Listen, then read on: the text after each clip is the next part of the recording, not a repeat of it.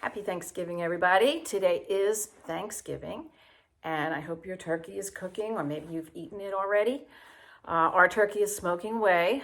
Our son-in-law, Sean, is smoking a turkey, and I'm going to be putting some pies in the oven just as soon as we finish here.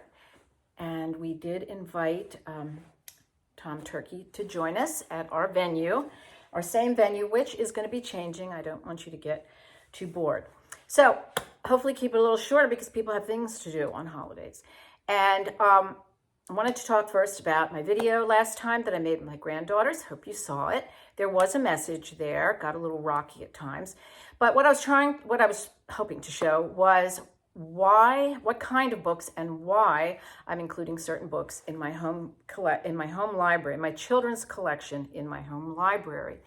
And you may have noticed that the books I've talked about were old books from my childhood. You might be saying, well, all this, and I had talked about in another video, books from the Landmark series, and you might say, well, why all this old-fashioned stuff, this vintage stuff, this nostalgia? I had also talked about fairy tales, and the answer is because these are books that embody what are called the transcendentals, I guess would be the best way to explain it, the true, the good, and the beautiful, those ideals that I guess we got from the medieval scholastics. So many of the books, much of the children's literature today, not to mention what they see on TV and in videos and movies, much of the literature today doesn't have a good message for children, doesn't talk about the good, the true, the beautiful. And it seems to me, I would think that what we want are for our children and our grandchildren to become good citizens who can show virtue, who are honest, who are trustworthy, who can show not only courtesy but charity toward their fellow man. They can show fortitude and good judgment about right and wrong. And the way to do that, it seems to me, is to expose them to good literature, to good stories. And so that's what I was hoping to show. You would be amazed from what I've seen of a lot of book sales that I've been going to and antique stores. You'd be amazed at the books that libraries are discarding, books that those my age that we maybe remember reading from our childhood. And I just think that a lot of the stuff that kids see today is not of the same caliber. So that was the idea. I emphasized fairy tales for a reason. I had asked the girls, if you remember, to choose I like to read fairy tales to them, and I asked them to choose a fairy tale that they liked, and they chose Rapunzel. And I thought it was particularly, and fairy tales are an important part of teaching children the virtues and inspiring children and uplifting their soul, because we want their souls to be uplifted. We want them to see good things and to read good things and hear good things. So I thought it was kind of interesting in light of that the picture that the part Abigail chose that she liked the most was this kind of scary part where the old lady, or the witch, is going to cut off Rapunzel's hair. And the reason maybe that she chose this is because she knows, or she found out, that the book ends this way, in love and harmony, with Rapunzel reunited with her prince. And this illustrates, I guess, really what G.K. Chesterton says about fairy tales, which is, quote, "Fairy tales do not tell children that dragons exist. Children already know that dragons exist. Fairy tales tell children that dragons can be killed." So fairy tales, end quote. So fairy tales can speak to the fears that all of us have, really, because fairy tales are also very popular with adults. They can tell us that, of course, we have fears, but those fears can be conquered. And I think that's what this story shows. In fact, at the end, you notice there's minimal text there. And so the girls ask, well, what are they saying? And I say, well, he's saying, I love you, and she's saying, I love you. And the children are saying, we love our parents and we honor them. And even the cat is purring that he adores his master and his mistress. And this kind of also shows, if you want to get into that idea, that a fairy tale, according to Tolkien, had to have the eucatastrophe. It had to have a joyful, uplifting ending. So that's one reason that I felt the fairy tales are good, and that I talked about fairy tales. one other quick word about fairy tales. I'm sorry, not fairy tales, but books in general, is to attend to the artwork. So I'm going to use a fairy tale as an example. Here's Snow White, Disney. Now, I love Disney. I was raised on Disney, like many of you. But compare this opening picture of Snow White's mother, a queen,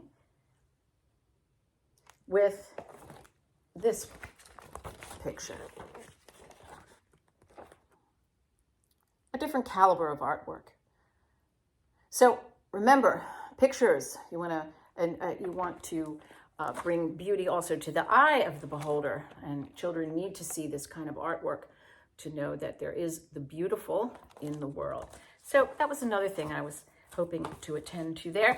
And even the elf book, and the elf book has been repaired. He has a beauty in his own way. Elves are part of fairy tales. No matter how much I hide this book, I really don't care for it, but Abigail always finds it. So that little elf, he has his own virtues as well.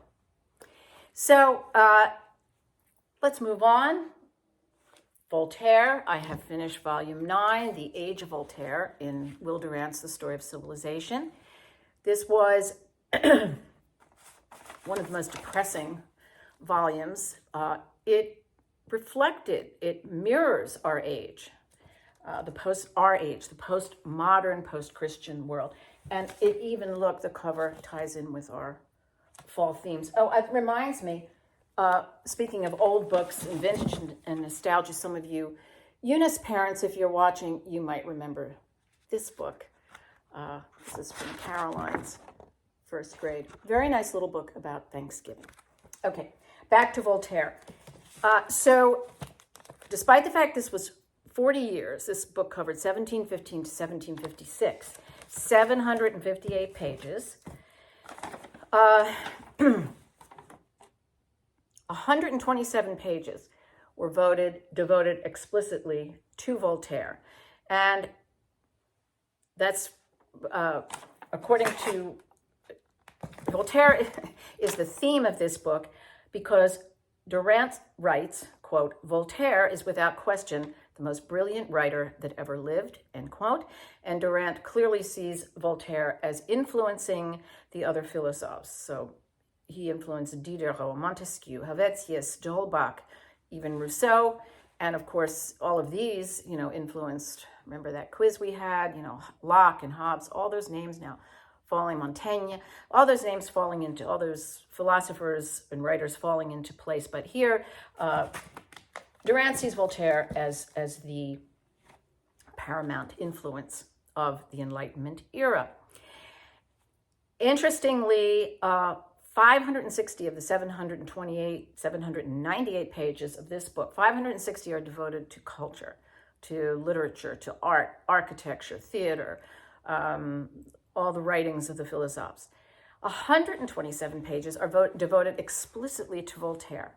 Voltaire in England, Voltaire in France, Voltaire in Germany and Switzerland, Voltaire in the Netherlands, and then Voltaire in Christianity.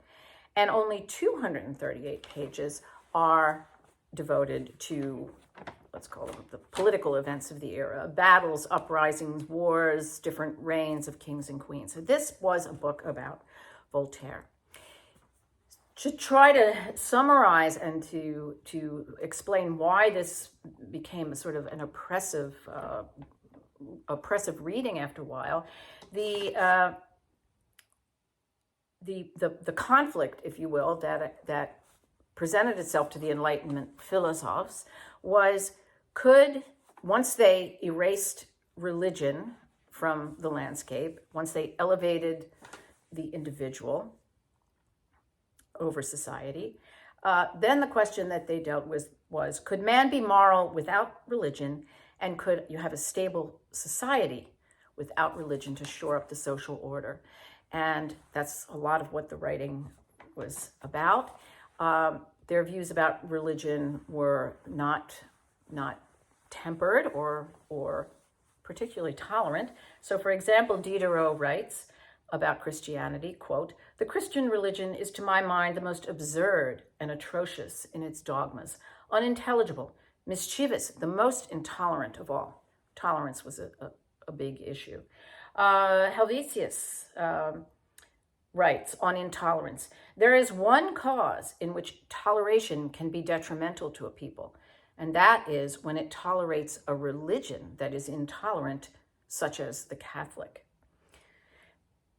So no holds barred here against destroying religion. Of course, when Voltaire, who was probably a theist, Voltaire held on to some of his Catholic upbringing even to the end of his life, and if he could be considered I think is considered a theist, he writes about God, quote, God is a supreme, or that there is, quote, a supreme being equally good and powerful.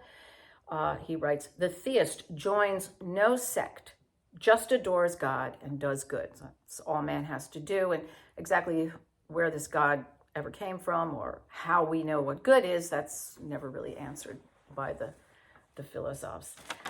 They think that more than man's allegiance to God, man has an allegiance to other men rather than to God. So when Voltaire's famous phrase, écraser l'infâme, well, that phrase came up after the affair of Jean Calas, who was a French Protestant who was persecuted, wrongly accused of murdering his son. Voltaire became very involved in that affair, and then his antipathy toward Christianity became more intensified. And in this phrase, écraser l'infâme, l'infâme is translated by Durant as it's the superstition, fanaticism, and crush that. And those traits, superstition and fanaticism, were attributed to religion, of course, Christian religion, by the philosophers. And it's not unusual to hear those kinds of charges today, that we are an intolerant society, that religion is just filled with superstition, that we should follow the science, and that we don't need God in our culture. We don't need prayer. We just need to be good people who tolerate everything from one another. So everything old is new again. It became ponderous to just read these ideas over and over and to see that hundreds of these ideas that we bandy about today in our postmodern, post-Christian world are some 250 years old.